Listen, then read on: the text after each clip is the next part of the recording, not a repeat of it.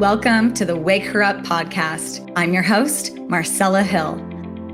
Feel like something's missing in your life? Well, it's probably you. You are not crazy. You are not alone. You have found your people. We are waking up our souls and our bodies to claim a life of feeling awake and alive. Join me as we share women's awakening stories and learn from experts about perimenopause and what we need to feel alive through the greatest awakening of women's lives. Welcome to the next women's movement we call Wake Her Up. Yay! Hello, Katie from Joy Women's Wellness. They are the host and sponsor of this live event. They have donated their wonderful doctor, Melissa, to come and help us learn how our bodies work. So thank you to Joy Women's Wellness, and specifically Katie, the CEO of Joy Women's Wellness. We have become close friends, and I just am so excited about what they are doing.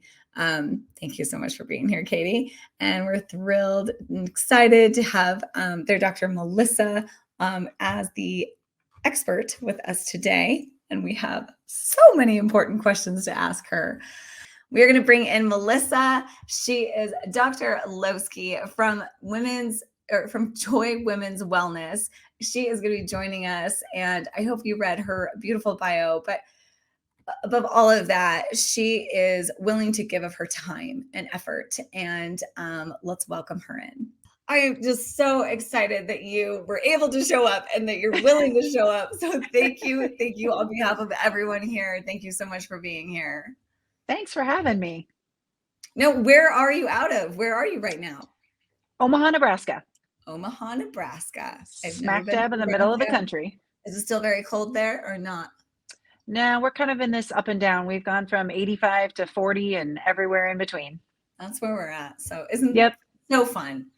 Oh my goodness. Well, I just want to jump right in. But before I do, I listed your bio. I talked a little bit about you, but maybe just for a second, give us a little quick highlight of you.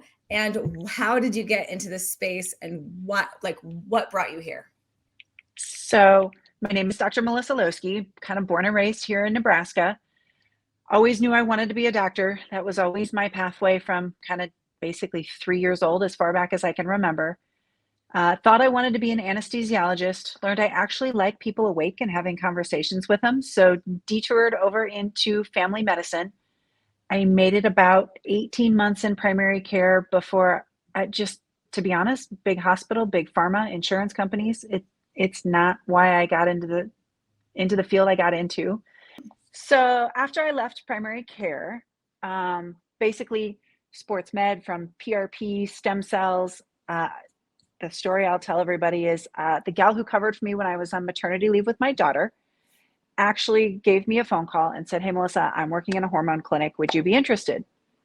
And my first thought was, oh my God, I hated endocrine in medical school, but let's keep an open mind here.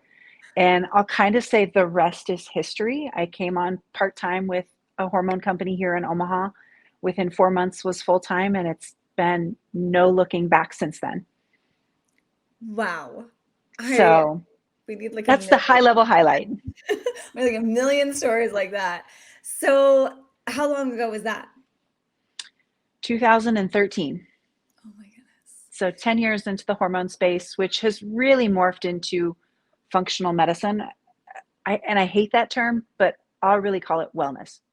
How can I stop and listen to people? And we'll talk about, how do I take the 35,000 foot view instead of the 5 to 10,000 foot view? Like maybe your cholesterol's messed up because you're menopausal, or you're developing diabetes because you're postmenopausal. And instead of writing you a script for a blood pressure med, a cholesterol pill, and now calling you diabetic, why don't we go back to the root cause?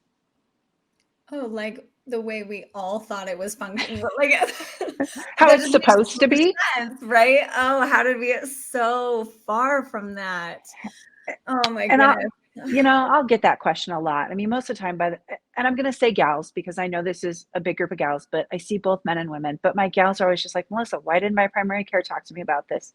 I've been to my gyne. I've been here. I've been there. The training is just not there. I mean, even my medical school training said, well, let me check your thyroid. That's normal. I guess let's talk about an antidepressant. And when that doesn't work, let's talk about Premarin, which is conjugated pregnant horse mare urine synthetic crap.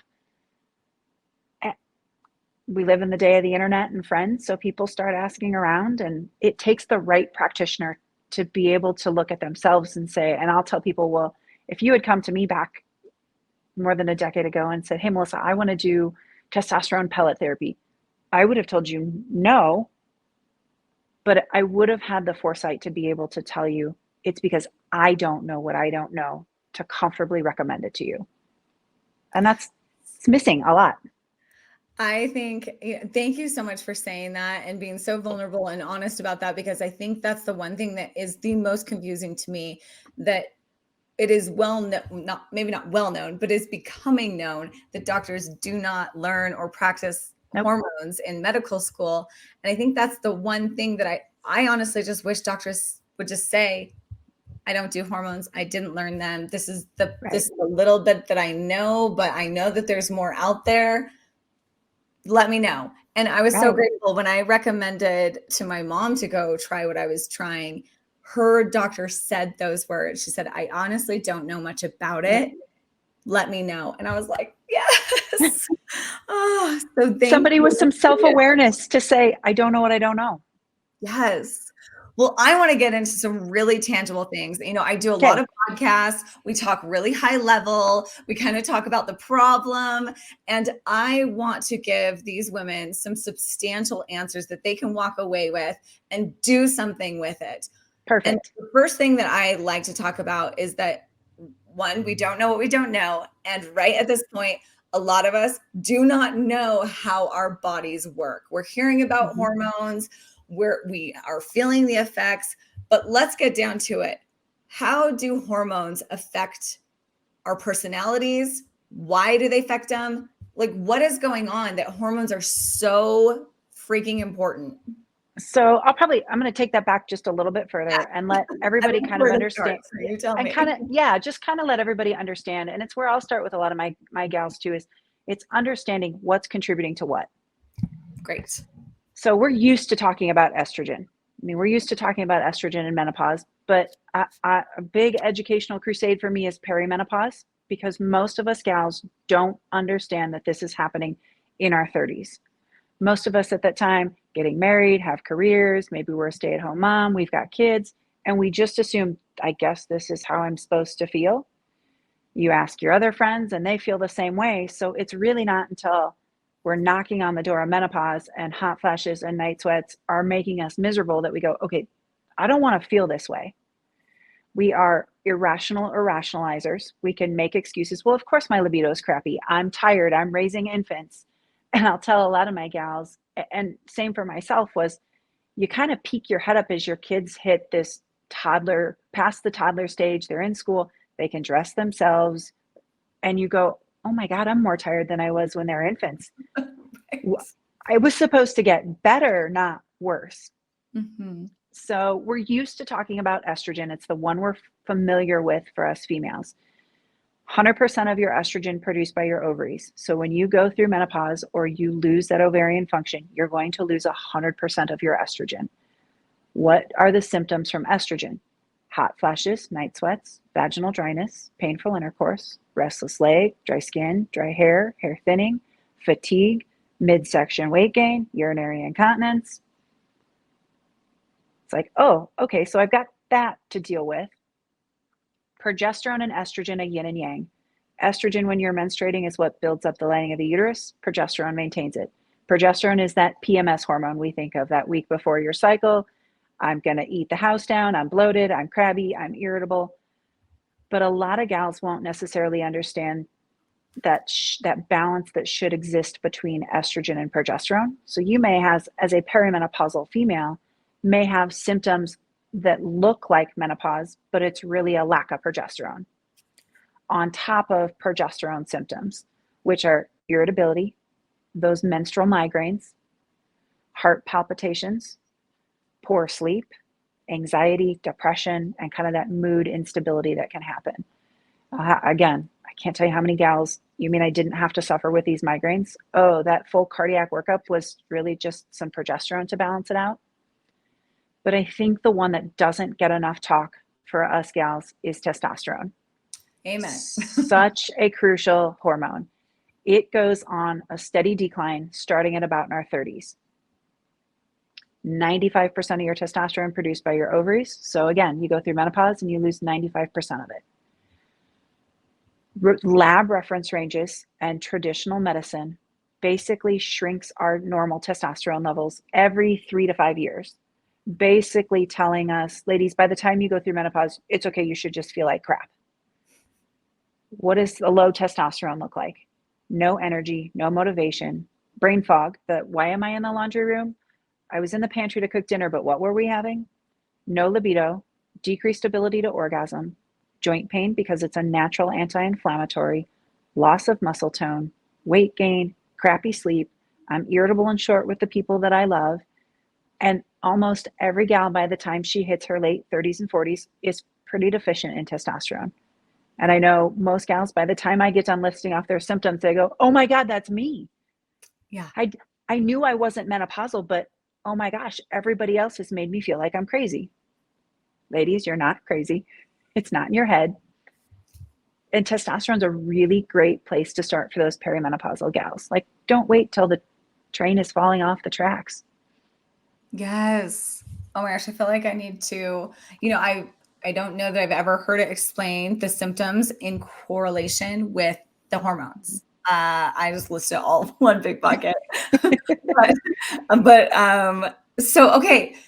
So right now, are there anything, I guess I'm starting to think for women that aren't even to that point, I mean, they're not feeling this. Is there anything we could have done, just changing our lifestyle, or anything we could have done to kind of avoid it or like make it wait? Like, I'm curious about that. So my answer to that is yes and no. Here's the big one. I'm pretty transparent here. 43-year-old female, postmenopausal. I went through menopause at 41, hot flashes, night sweats, been on testosterone for about 5 years now. I delayed it for as long as I could.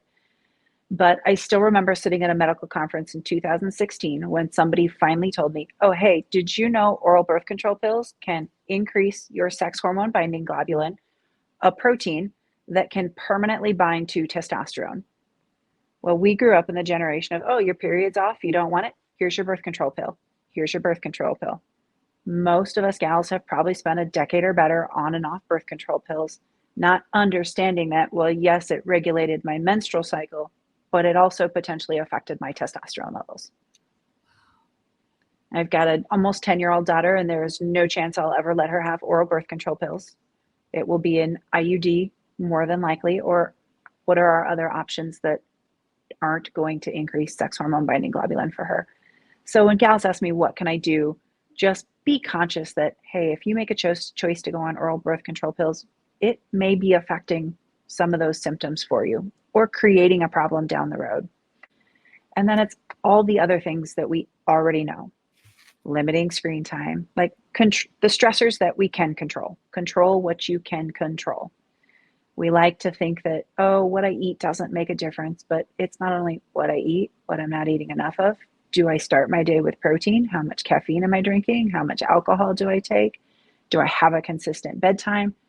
Those are all things that will help regulate cortisol and insulin levels, which can start the fire that can decrease testosterone and your sex hormones as well as creating thyroid issues too.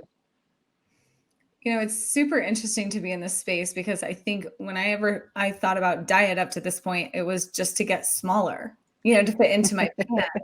And now that I feel like I went to a point in time where I felt like I was losing my mind and it was affecting my relationships. Mm-hmm. I'm like, I feel like the diet industry should start saying, to not go crazy. Mm-hmm. Like women don't necessarily need to be told to be smaller, right? But we sure would love to not feel like crazy and be destroying our lives. I don't know. I don't know if that would have made a difference for me, but now I'm, I have the whole plate of broccoli sitting next to me because right now it matters. So it's such a different shift. I'm not eating the broccoli to be smaller. I'm eating it because I need my brain to work, Yes. Yep.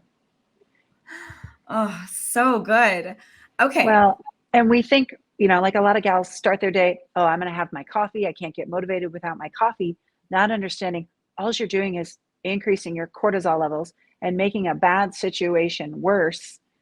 But again, like you said, nobody in diet culture talks about, hey, ladies, how you eat, what stage of your life you're in, all impacts not only your weight loss, but your hormones too. And by the time we hit 40, hey, I'm just going to restrict my calories. Most gals will be like, Melissa, I can't function on 800 calories and I'm cardio hitting my way to insanity here. Meanwhile, my primary care is telling me, well, eat better and work out more. With what free time? Yeah. Like, no. Seriously, they need to do a whole reboot of like food and the benefits of vegetable. Like if they would just, hey, want to increase your sex drive? Eat more vegetables, right? Like everyone would be like, yay, more vegetables. I mean, I don't know if that actually does it, but I'm just saying like, those are the things that really, really matter to us. And right now we're so sick of being told to be smaller. It's crazy that we've never been told how to eat to keep our full brain capacity, how to eat to feel desire and passion and feel really alive. I don't think I know for me, and it sounds like for you, none of us, even women in the medical profession, didn't know we were walking in to a land of women that felt like zombies. Like, did you know that was happening? No. Nope. Oh, it's devastating. Oh my gosh. Well, and even, the hard part, again, for me as a practitioner is gals will come to me, Melissa, how should I be eating?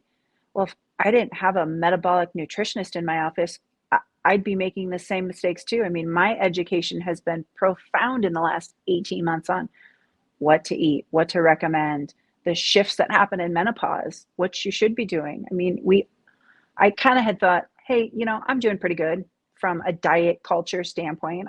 I don't ever get on a scale. If my clothes are getting tight, okay, probably time to reel it back in. If I want a piece of cake at my kids' birthday parties, I'm going to do those things. I'm not going to restrict and not enjoy life. But as I took that step back, it was yep, I'll restrict breakfast on Thanksgiving. I'll run more. I'll add an extra mile to my workout to be able to have that piece of cake. Why? Why not teach us how we need to be eating to balance those hormones so you don't ever get into that situation in the first place?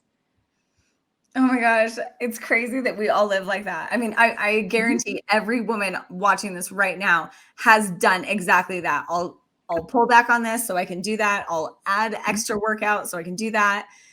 It is just all adding to it. Yep. A really great question that was just dropped into the comments. Is there a specific doctor to get our hormones tested? Because a lot of doctors are refusing to even test for them. So what do you say to that? My answer is yes. You can try and start with your primary care. I will typically, like the gals who come to me or who haven't even come to us, yes, I can sometimes give you a list, but we also live in this fabulous age of telehealth where don't forget about those of us at Joy who can help you basically anywhere in the country. Yes. I mean, so if you're brand new, Joy Women's Wellness has a special. They do a discounted blood work for everyone here. Whether you work with Joy Wellness or not, they will still help you get your labs. And so if you go to the links that we provide in our directory, you can get labs for $59 through Joy Wellness. And I'm sure you can do more extensive. I'm not sure exactly what's going, but we're here to help you. Call them. They will help you get what you need.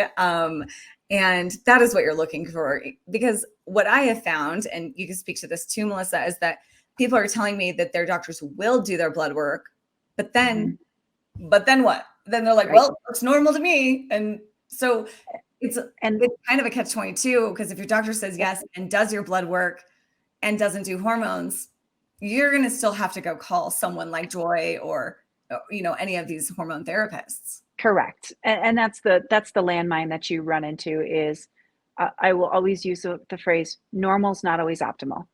Just because you've been told your testosterone level of 12 is normal, ladies, it's not. Yeah. And at this point, normal is women feeling like crap, right? Like Correct. Right. it's It's not like even good. It's not even menopause. You're okay. just meant to go through it. Feel like crap, ladies. It's so awful. Okay, I have another question. And I think you broke these down, but I want to touch on two specific symptoms. What is the hormone that makes our body hurt? Is it a combination of all of them, or what is that? So specifically, if we're looking testosterone, estrogen, progesterone, that's going to come more from a testosterone standpoint. My but is it cortisol, fight or flight stress hormone. It is a pro-inflammatory. It will also cause what I'll call this cortisol steal, meaning if you're running high in a cortisol, your body is going to prioritize cortisol above producing progesterone, estrogen, testosterone, pregnenolone, DHEA. So when we're under those stressful situations, doing what we can to mitigate them, control what we can control, goes a long way because we can make a bad situation worse.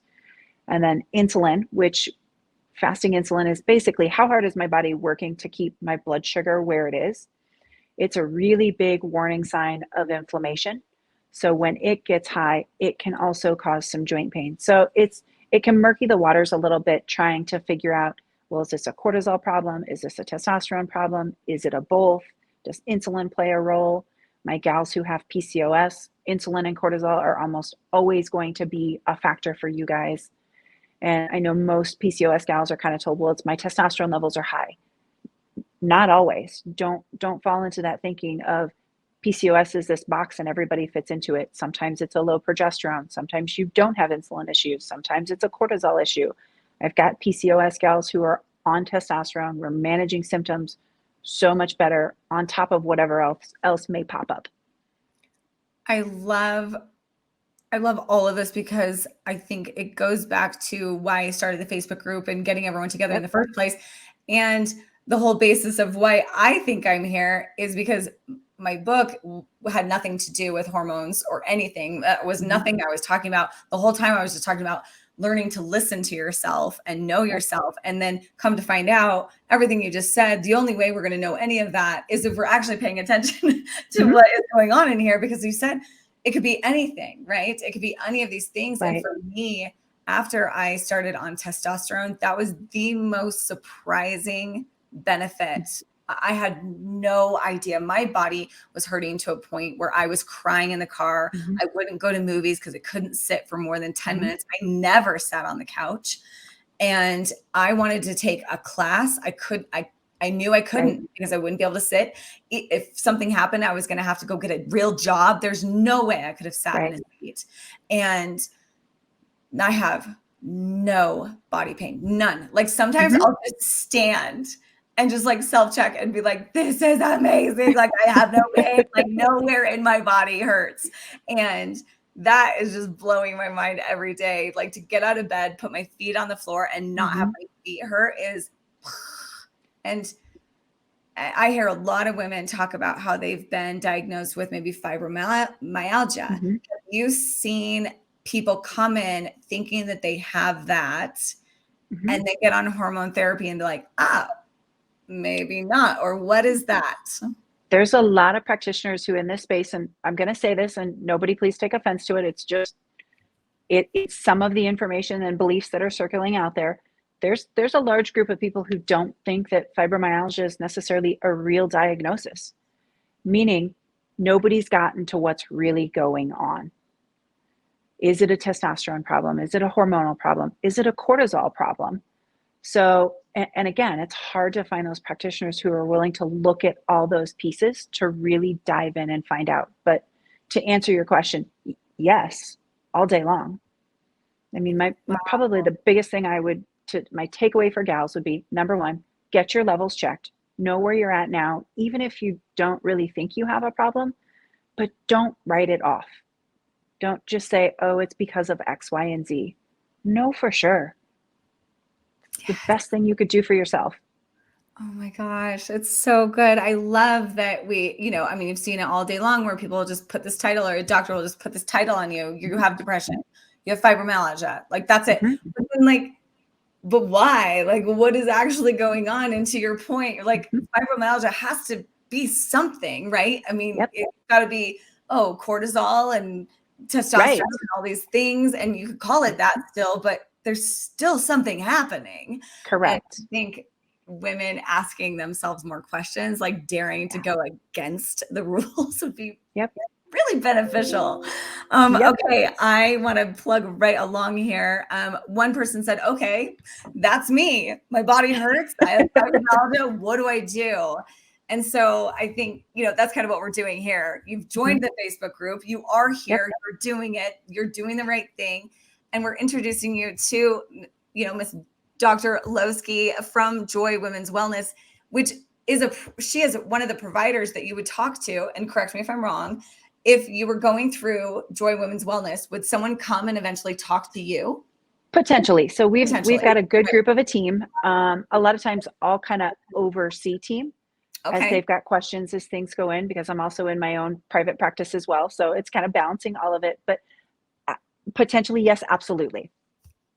I love it. So if you want to find Joy, I mean, it's not a commercial. I'm just answering your question. Literally, like, if you need to find a provider and you haven't found that yet, that is what I am doing. I'm putting together a directory of all the amazing providers like Mhm. Dr. Losi, like Joy Wellness. And so you can just go to wakeherup.co and my list will be there, and you can see all the providers. You can get a link directly to Women's Wellness, and they'll give you a discount for going through our group rate, and that's where you're going to start.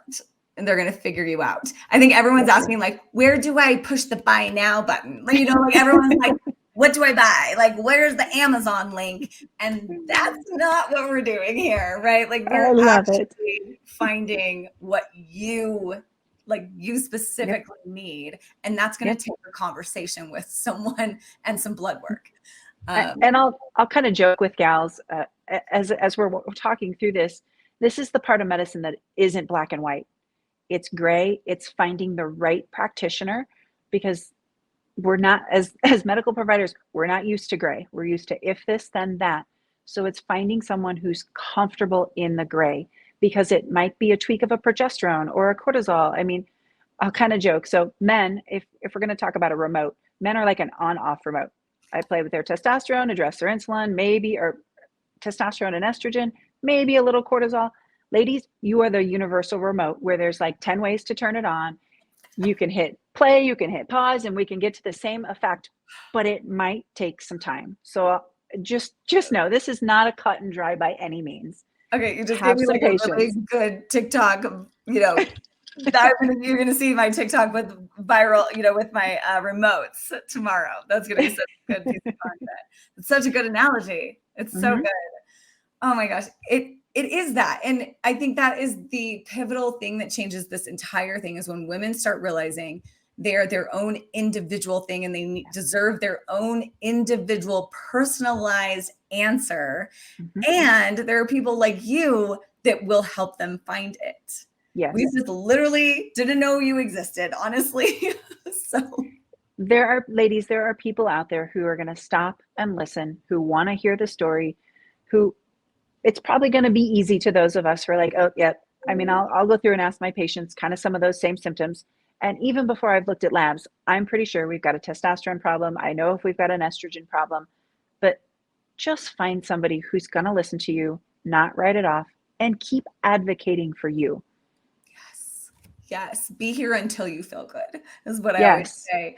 Okay. Two big questions. You get this all the time. It's a huge conversation. You could do an entire series on this, but does it cause cancer?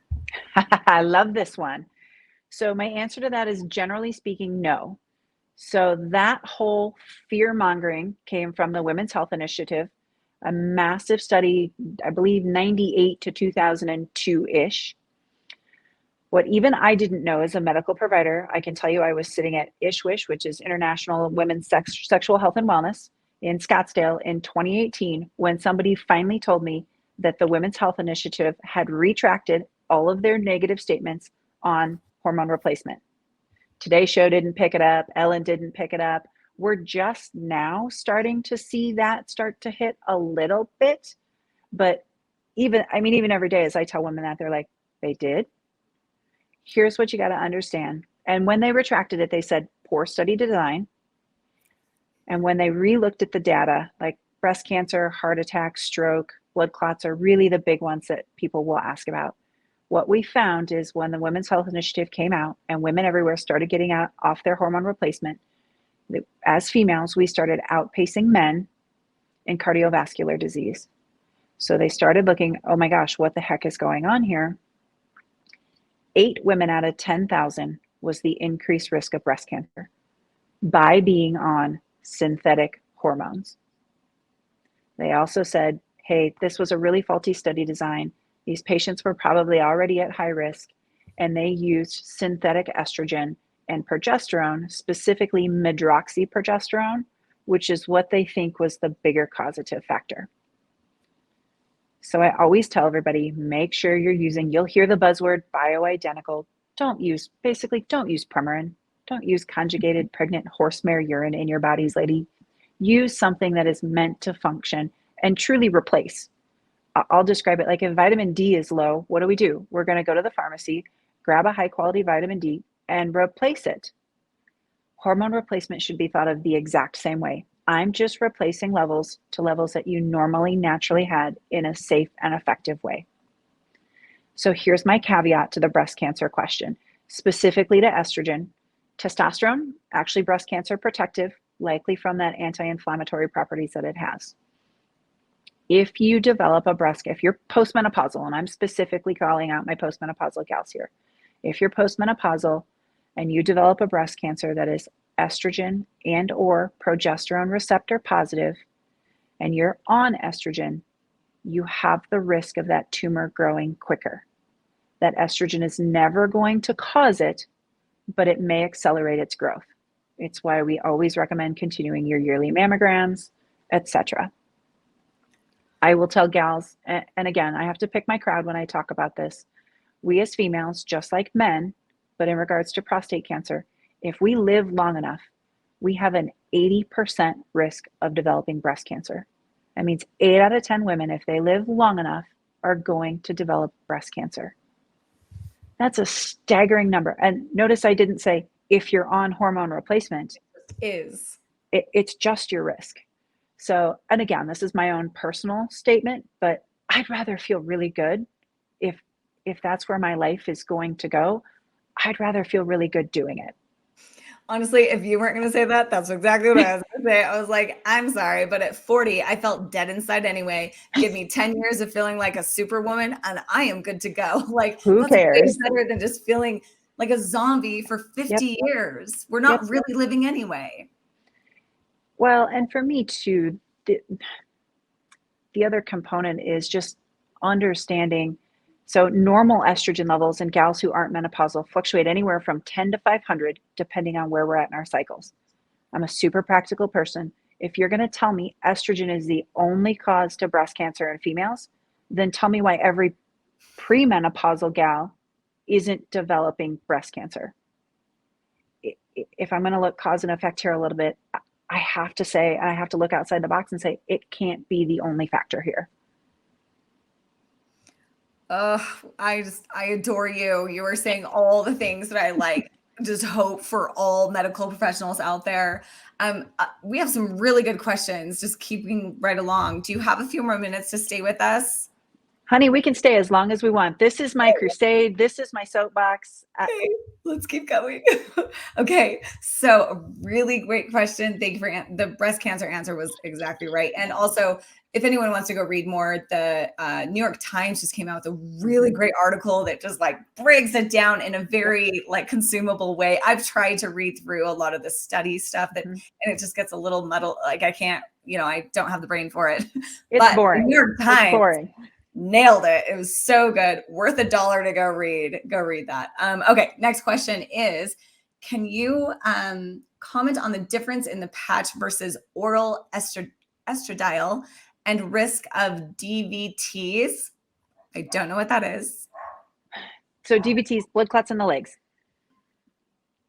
So again, risk is going to be fairly neutral as long as you're using a bioidentical type. Estradiol is a commercial estrogen that is still considered bioidentical. So oral estradiol taken on a daily basis, obviously variable dosing. Patches are typically put on every roughly 72 hours to 5 days. So what a lot of gals will notice from a patch standpoint is I feel really good for a day or two, and then I feel like I need to put another patch on. Interesting. Some of where this comes from, so a lot of other different types of estrogen. There are creams, there are pellets, there are injections, there are troches, rapid dissolve, BLA, which is a biolymphatic available. The reason the type of estrogen becomes important and the delivery system is there are some things that when we take it orally, it gets processed through the liver. When we process things through the liver, we can increase basically the clotting factors. That whole clotting cascade can get increased. I don't see that as a problem with the estradiol. And again, with the patch, because we're not taking something orally, but it's also why we recommend against the things like the Premarin, etc. But should be fairly risk neutral from that standpoint. Here's what I tell ladies is do what makes the most sense for you. If you're not going to wear a patch, you're never going to feel better. If you're great at taking a pill, fantastic. If a pellet is for you, cool. Yes. Do the form that makes the most sense for you. And if you try it and it didn't work, don't write off hormone replacement. It means that either a dosing wasn't right, your body didn't respond to the type of estrogen or testosterone or progesterone you were given. Keep on the crusade until those symptoms go away. Yes. And as a practitioner, we should be able to figure that out from a lab standpoint and in our conversations with you. There are times where labs don't matter. Like I'll use them as a guideline, but how you feel is going to carry just as much weight as those labs on a sheet of paper. Yes, it is how you feel. It is you, like you listening to you. You know, I started on testosterone cream many years before I was given testosterone cream from my my OBGYN. Just was like, I guess I could try this, you know, because I was like, please, anything. And I got it. I didn't really understand it. It was the pharmacist that kind of told me how to apply it, but it felt messy. It felt inconsistent for me. I was inconsistent. I'll give it that. I didn't like it. I didn't like how it felt. I didn't like sitting there waiting for it to dry. I didn't understand if it was soaking in or if I was getting enough. And I'm a really impatient person.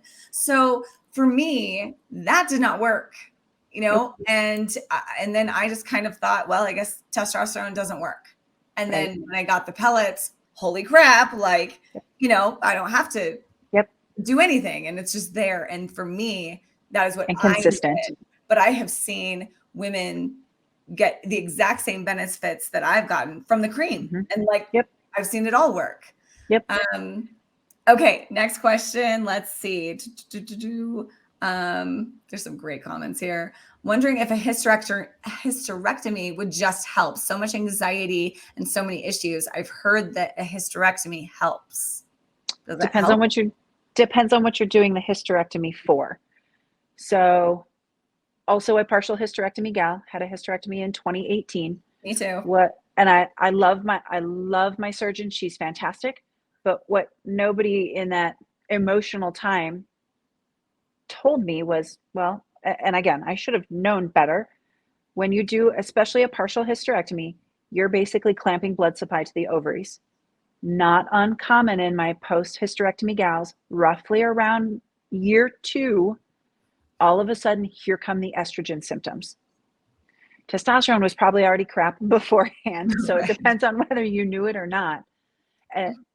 So again, if you're having heavy bleeding, fibroids, things like that, endometriosis, potentially, yes. The bigger question is, why are you doing the hysterectomy? If you're doing a hysterectomy just to fix the hormones, no, that's not going to be the case. Just because so much of your hormonal production is produced by the ovaries. Here's the downside. There's pluses and minuses. When you take ovaries, you're immediately in menopause. So if you've had a total hysterectomy and your practitioner never said, hey, we need to put you on some hormones, find a different practitioner. I'm going to call that out right then and there. You're increasing your risk of osteoporosis, heart attack, and just the staggering amount of things that you are causing for yourself by not having been on hormones is profound. So just keep in mind, ask yourself, why am I doing this? Sometimes when things are really sporadic, we'll get to that point where just take it all, so that, and I usually will joke, there's nothing like a perimenopausal female that makes me want to rip out her ovaries and just say, I got this, let me do it. Because you're all over the board. You might have a period, you might not. You might produce some estrogen, you might not. It's a roller coaster ride, and sometimes it's just easier to say, I'm done, I'm going to get off the ride. Yes. And I think that's why I love the group that we're in so much, is because it keeps everyone in until they feel good. It's almost like everyone's like, no, we need you. Like, let's all figure something. It's like all these women are like, have you tried this? Have you tried this? Like, let's try this. Like, it's so good. So yes, stay on the ride. Great question here. Somebody said, why did testosterone injections give me more anxiety? Probably a dosing issue. If you're having side effects from any of the hormones, it's probably a dosing issue. Sometimes we'll see an increase in headaches as well. And it could be, so this is going to be a loaded question. It's also going to depend on how your testosterone was dosed. So testosterone has a half-life of 3 to 4 days, best done weekly. So if you were getting testosterone in any longer, every other week, monthly, you were likely given a really high dose to try and make it last that amount of time. So it could have been that dose was too high for that time frame. And sometimes we'll find that and the guys, it happens a lot in guys, what we call split dosing, smaller amount twice a week, just to avoid some of those highs and those lows. Oh my gosh, just that piece of detailed information is drastically important for someone, because it is just the difference in knowing your options. Correct. Right? We're so used to like, here, try this, and then it doesn't work, or it causes something else. And we don't even know what to ask. We don't even know that you can ask, can I do a smaller dose? Can I do this in half? Can I do this more? We literally don't know. And I think that comes back around to listen to yourself, take a risk to ask more questions, but also join us here so you can get more information. And that falls on us as practitioners too. I mean, as a practitioner, those should be, if you're in this space and you're in this hormone replacement field, these are things you should know and be counseling on. But it also brings up a good point too, because I'll have a lot of gals who will come to me and maybe they've been someplace else and done pellets and are like, nope, I won't ever do pellets again. I had an awful experience. If you tried hormone replacement in any form and you had a terrible experience, don't write it off. Maybe it means the practitioner wasn't right for you. Their method didn't align with what you needed to make yourself feel good. Again, I mean, it just keeps circling back to that quest. Yes. She came back and said, yeah, it was high. I remember it correctly. It was about 100 milligrams. I don't know if that's high. Let me give you some that's really high. Let me give you some reference. Probably 90% of my gals who are on weekly testosterone injections, their dosing is 20 milligrams. A fifth of that. Okay, so that begs the question, what levels, and I hesitate to even say my levels anymore, because I don't want women trying to get to a number, right? Like, I just want you to listen to yourself. But I am curious, because I think it is helpful to give some kind of range of reference going off of none. For you as a practitioner, where do you see typically a decent, give us a broad range of women deciding like, actually kind of feel pretty good in this range when it comes specifically to testosterone? 100 to 200, roughly upwards of 250. Now, do I have gals who feel better 75 to 150? Yes. Do I have a handful of gals who have zero side effects at a testosterone of 400 and feel amazing? Yep. Cool. As long as we're not having the side effects that I know to look for, great. Rock on where you feel comfortable. Because it's almost rare that anybody comes to me with labs at 18 and said, hey, I felt really great here. How can we get back there? No, we come when the wheels have fallen off the bus. We're miserable, like shaking, help me. So we don't know where our feel good is. But so specifically, I am a start low, go slow gal. Even one of my dearest friends who does my pellets every time I see her, she's like, Melissa, we got to up your dose. She would have me on double the dose, but it's where I feel good. I've had to hone in, and like I personally, 150 is kind of my sweet spot. I push 200 and I don't feel as well. So it's a process. I will tell any gal going through hormone replacement, you need to realistically set your expectations of it's going to take me a year to 18 months to dial in. Yes. Don't give up just because it's 3 months in and you haven't noticed everything that you want to. It's going to stack, it's going to build. And a lot of times, depending on the type you're doing, like I'll have a lot of gals on pellets who a year and will be like, I just don't think it's working for me anymore. Cool, let's let you taper down a little bit. And I did the same thing with myself actually this past November. I said, you know what? I'm gonna just see how do I feel without it? Let me pressure test. I made it to a testosterone of 60 and I called and I said, you need to get me in yesterday. I was short and crabby with my kids. I was tired. I couldn't string a sentence together at work. I mean, the brain fog was like, I was going to ask you something, but give me a minute. I'll have to come back to it because I don't know. Right. It took me about 6 months on hormone replacement. And my kids told my mom seems less stressed. Like it was things. And as a mom, that was straight through my heart. Like I didn't realize, I thought I was managing myself really well, only to learn, God, it was affecting them. And so people will ask me now, how long are you going to be on hormone replacement? Probably until I die. But my daughter is 9, not until she graduates high school, because one of us won't survive that without mom on hormones. But I hear you there. I feel good. There's no reason to not feel good. And I think we live in this time too, where so many people are getting to this point, like postmenopausal gals, or the kids are gone and it's like, well, I guess this part of our life is just over, or this is how I'm supposed to feel. This is the prime. That's when you should feel your best. You get to reconnect with your partner. You get to be friends with your adult children. You get to be a grandparent. Those are the privileges and the time you get to enjoy it. Yeah, that should be the norm, not just the lucky one. Yes. That should be the norm. The norm should be that we all feel like we got this like new, like start over. That on life. Yes. Okay, so many more questions. Let's see. Oh my gosh, where was it? Hold on.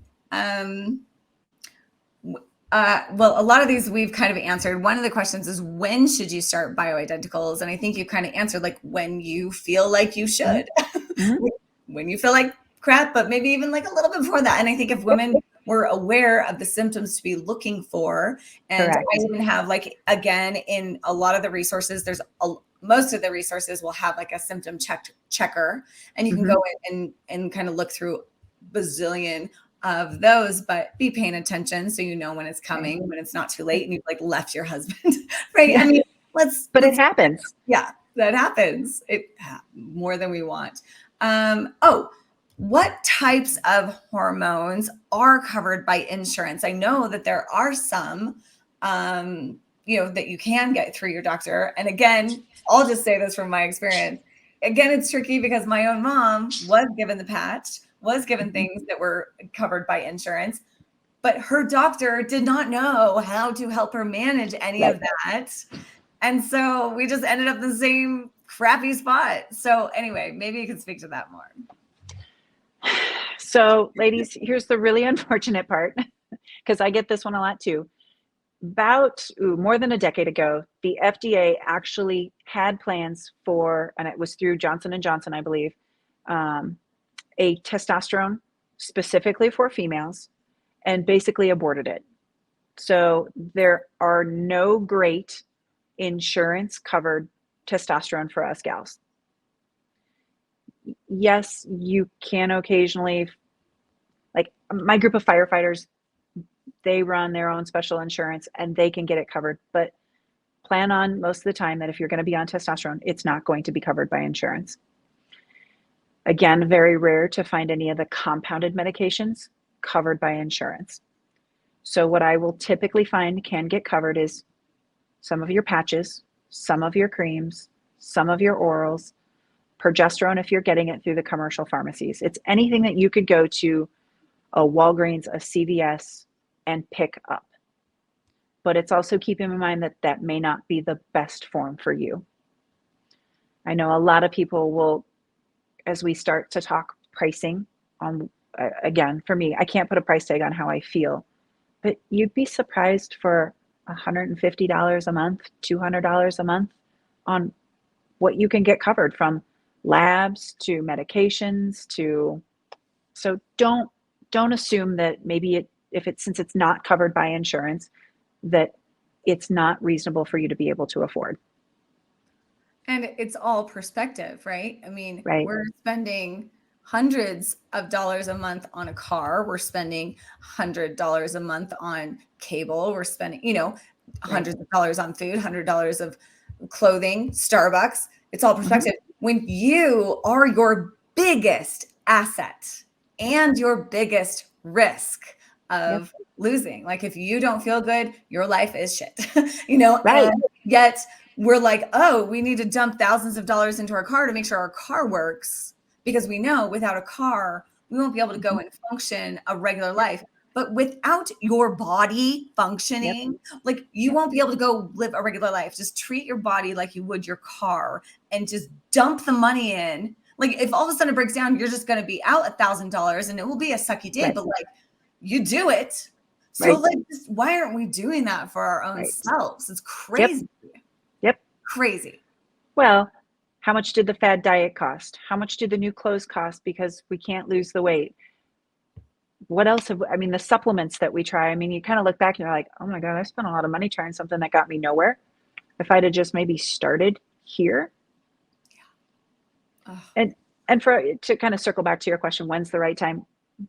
Just again, listen to the symptoms. You'll know. I was 33. My testosterone was a 7. I wasn't sure if I was done having kids, so I kind of delayed. And really for me, it hit about 38. So just as long as you know those symptoms and you know what to look for, and you can say, hey, I don't have to feel this way, or maybe there's something more going on. Yes. And then to that, just like the flip side of that, is it ever too late? For me, no. You'll hear some people say, if you're 10 years past menopause, maybe the time's not right.